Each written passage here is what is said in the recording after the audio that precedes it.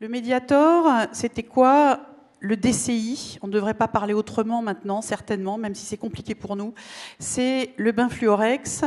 Alors je reprends le rapport de l'IGAS qui a été rendu mi-janvier sur le Mediator et qui rappelle que Orex est un segment clé retenu pour désigner les agents anorexigènes, alors que le Mediator n'était pas présenté comme un agent anorexigène.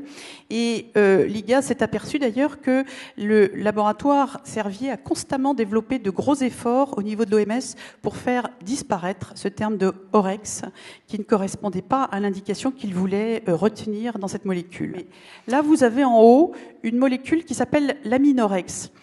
Alors, l'aminorex, dans les années 70, a été un coupe-faim d'origine centrale, dérivé d'amphétamine, qui a été commercialisé en Suisse, en Allemagne et en Autriche. Et dans ces années 70, on s'est aperçu qu'il y avait une épidémie d'HTAP, maladie très rare chez des jeunes femmes, qui en mouraient très vite. Les autorités sont inquiétées, les médecins, et ils ont rapidement retrouvé que précédait de quelques mois l'émergence de ces HTAP gravissimes, la prise du même coupe-faim, aminorex, récemment mis sur le marché.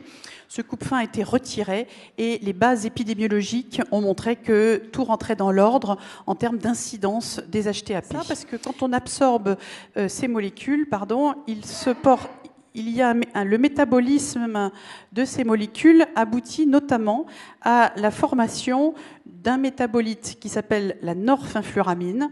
Donc cette norphinfluramine, elle est ici ou elle est ici. Donc il va y avoir, les molécules vont être sectionnées ici.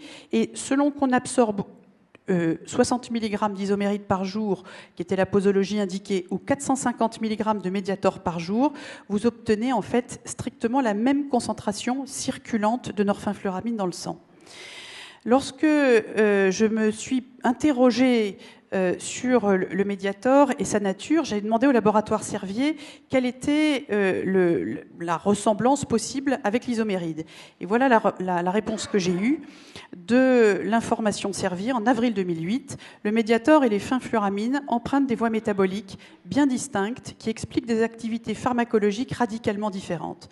En conclusion, le Mediator se distingue radicalement des fenfluramines, tant en termes de structure chimique et de voie métabolique que de profil d'efficacité et de tolérance.